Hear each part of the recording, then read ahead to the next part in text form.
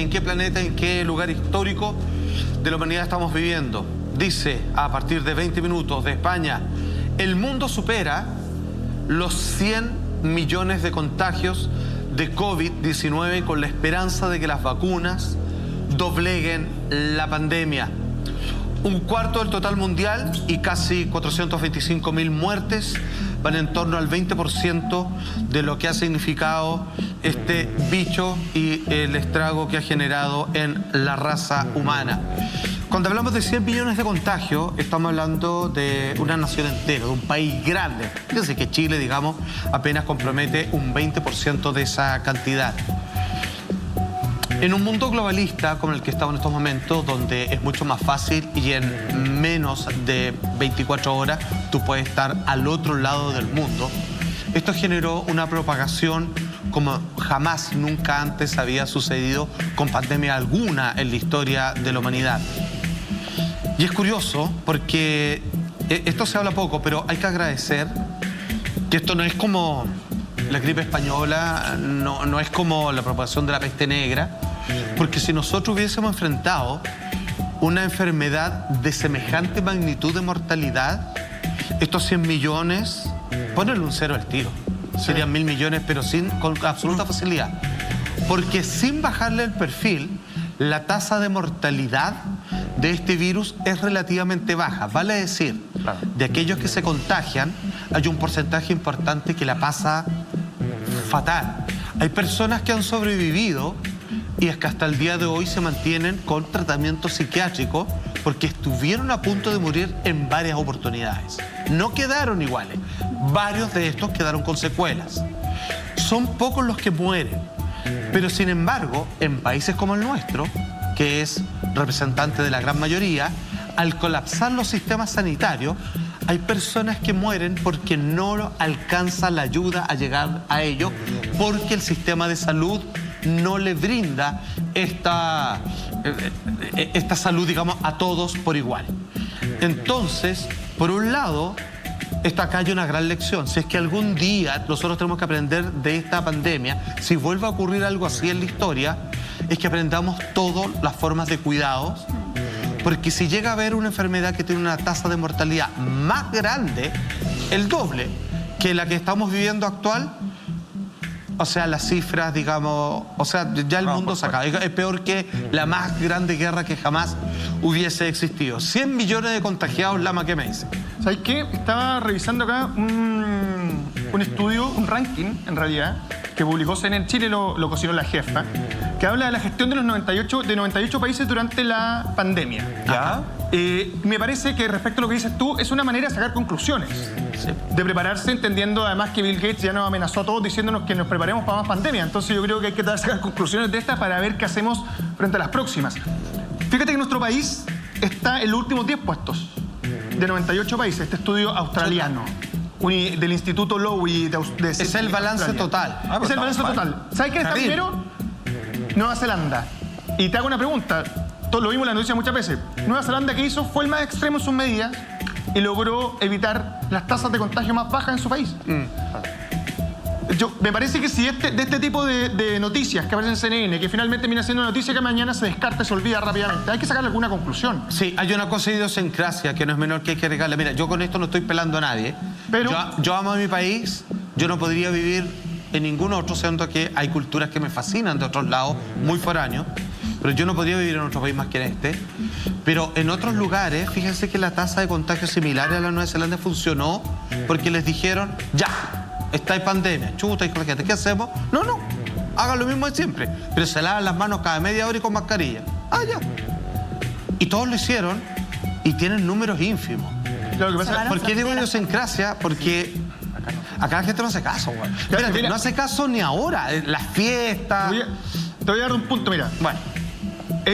Descubrimos, la pandemia nos ayudó a descubrir estas cosas de nosotros mismos. Toda crisis nos ayuda a descubrir cosas de nosotros mismos. Lamentablemente, la puerta que se abrió con la pandemia es descubrir lo peor de nosotros mismos. ¿A qué me refiero con esto? Lo primero que nos dimos cuenta es que la gente no se lava las manos, ni siquiera cuando va al baño.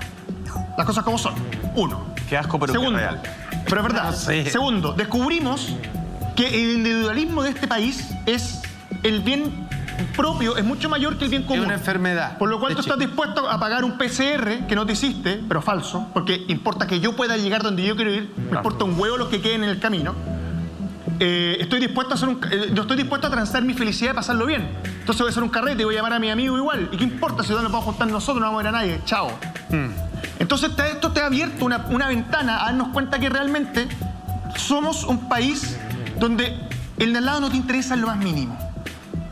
Y creo que eso es algo que hay que cambiar.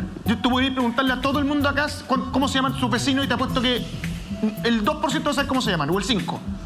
O que no tienen relaciones con ellos. Me refiero a que acá hay que dejar esa cultura de yo primero, yo segundo, yo tercero, yo cuarto, yo quinto, y de ahí voy a ver si ayudo a una persona más. Me parece que esta situación del coronavirus, para que nosotros tengamos un cambio real cultural, que nos va a tomar una década, hay que pensárselo ya. Y no con malas campañas, no con estas campañas de mierda que hacen gubernamentalmente desde siempre, sino que me parece que con otro tipo de mecanismos. Y acá yo creo que entra la educación, entra los colegios, entran otros organismos a ser parte de tratar de instaurar esta idea de que no puedes estar tú por sobre el resto, siempre. En algún momento tú tienes que ser parte del resto y con el resto tratar de salir adelante. Y esto es algo que nos dimos cuenta en nuestra idiosincrasia, que lamentablemente no es lo mejor de nosotros, pero créeme que en otros países tampoco la diferencia es muy amplia.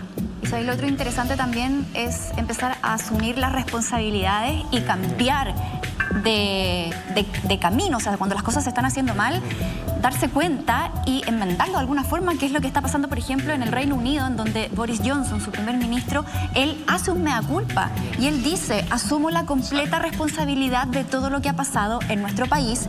Recordemos que es el país que tiene más muertos en Europa, ya tiene más de 100.000 personas fallecidas, los contagios están por las nubes, un país que se le está yendo todo de las manos. Y algo similar pasó con el primer ministro de Suecia, en donde también asume su responsabilidad por, en un principio, apostar por esta inmunidad de rebaño. Sí, se equivocaron por conceptos. Y resulta que él ahora, después de, imagínate, casi un año, él dice: toda la culpa es mía.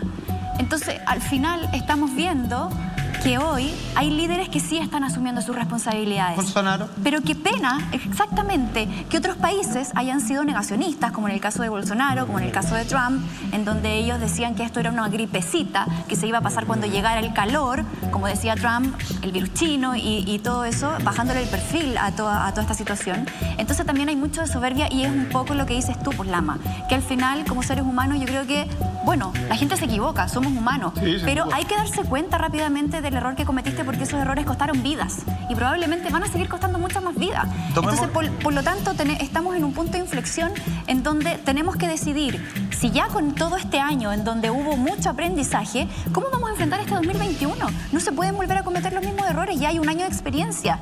En los primeros meses, cuando algunas personalidades o líderes decían: es que no sabemos cómo va a reaccionar, es que no tenemos la información, la comunidad científica presentaba una evidencia, después de la misma comunidad científica presentaban otra evidencia, pero yo creo que ya después de un año las cosas están más o menos claras y se sabe por dónde tiene que ir el actuar, digamos, de las políticas públicas y de la sociedad. Cortito, entonces, hay que poner énfasis en eso. A mí solo me gustaría que sea un estudio, Michael, que es con respecto a la alimentación, que es cómo les pegó a la gente si comían tal o cual cosa. A mí me da la impresión de que puede haber algo de mal. Sí, yo no soy tan positivo como los chiquillos. Yo creo que a nosotros nos falta mucho para poder cambiar. Cuando hablamos de los líderes, hablemos de acá en Chile. El ex ministro de Salud todavía no es capaz de asumir la responsabilidad que él tuvo justamente en el caso. Aún no se asume. Justamente el ex ministro, el Mañalich. Sí, el ex ministro aún no asume la responsabilidad que tuvo en el caso. Aún dice que es como culpa del empedrado. Lo que decía Lama de la competencia. Nosotros desde la infancia, desde el colegio, estamos acostumbrados al exitismo. Y de la soberbia. Cuando en el colegio... Hay mucho de soberbia. Pero es que, Monty, no es solamente porque nosotros decidimos ser soberbios, es porque es un sistema que te obliga en el colegio, cuando ya vamos a hacer las notas de la más baja a la más alta, ya están obligando a los niños a competir, están validando a los niños porque básicamente se memorizó más una cosa que otra. Entonces siento que es todo algo súper amplio.